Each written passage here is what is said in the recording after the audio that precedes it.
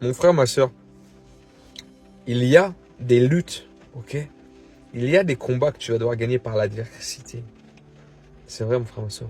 Mais si les combats que tu mènes, si les luttes qui sont tiennes, si les armes que tu portes pour te défendre et pour combattre, si ces mêmes armes ne viennent pas de Dieu, si ces mêmes armes t'éloignent de la paix de Dieu,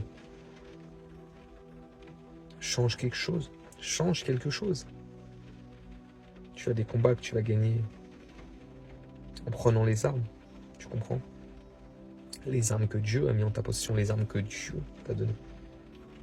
Par sa parole, par son autorité, par sa puissance. Ok? Et il y a d'autres combats que tu vas gagner aussi, mon frère, ma soeur, par la paix qu'il a forgée en toi, par la paix qu'il a fait descendre en toi, par la paix que lui seul donne. Tu comprends? Donc il y a certains de tes combats, certaines de tes adversités qui ne se gagnent pas en combattant l'adversaire et l'ennemi. Non, non, non, non. Non, non, non. Tu as de ces combats qui se gagnent par la paix que Dieu a mis dans ton cœur. Es-tu prêt à faire la paix aussi avec ce à quoi tu luttes? Parce qu'il y a des luttes, c'est la paix qui va te permettre de lâcher, tu comprends? Et de briser aussi les chaînes. Donc Seigneur, je te prie de donner le discernement aussi à ton enfant, Seigneur.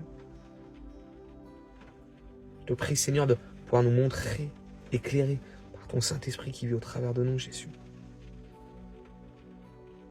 Pourquoi je n'arrive pas à lâcher cette attitude, ce caractère ou ce comportement? Pourquoi je suis en lutte constante? Pourquoi je m'efforce de me battre et de lutter contre lui en pensant être dans le juste et dans le bon, en pensant que tout ça va s'arrêter? Non, non, le Seigneur t'invite simplement à faire la paix. Faire la paix. Pourquoi? Parce qu'il y a de ces comportements et de ces caractères et de ces façons d'agir aussi qui ne sont pas contre toi. Elles ne sont pas contre toi. Donc tu n'as pas à te battre contre elles. Elles ont juste à être transformées, renouvelées et te rappeler qu'elles ne veulent pas ton mal.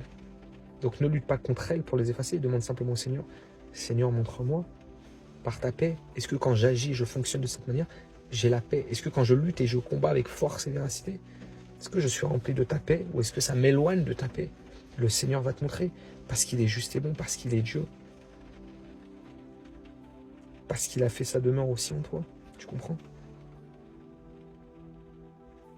Donc demande le discernement. Demande simplement le discernement. Ok? C'est exactement la même chose pour le péché, mon frère, ma soeur. C'est exactement la même chose pour le péché. Ok? Certes, il y a des esprits, des puissances démoniaques. Ça, on le sait, les amis. Mais il y a d'autres péchés qui ont juste besoin de... d'être vus avec conscience, simplement. Afin qu'ils puissent être effacés, parce qu'ils ne font pas partie de qui tu es intrinsèquement. Ils habitent ton être, mais ils ne sont pas qui tu es. Ok.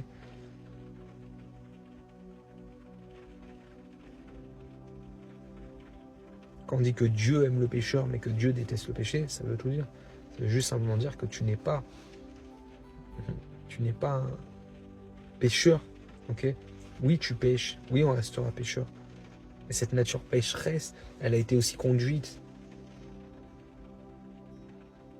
par des facteurs qui ont amené à ça, à ce comportement, à ces attitudes, à ces façons d'agir, tu comprends? Et Dieu va te rétablir, Dieu va te restaurer, son Saint-Esprit va te guérir, son amour va te guérir de l'intérieur, ok? Il va effacer, il va restaurer. Et tout ce qui ne vient pas de lui est retiré. Alors Père, je te prie que tout ce qui ne vient pas de toi, tout ce qui a tenté de faire entrave à mon âme, à ma vie, tu viens le retirer. Tu me redonnes ma nature qui est conduite par toi, qui est en toi, Seigneur. Et Jésus va le faire. Sois tranquille, sois fortifié, et sois abondamment béni, gloire à Jésus. Amen, les amis.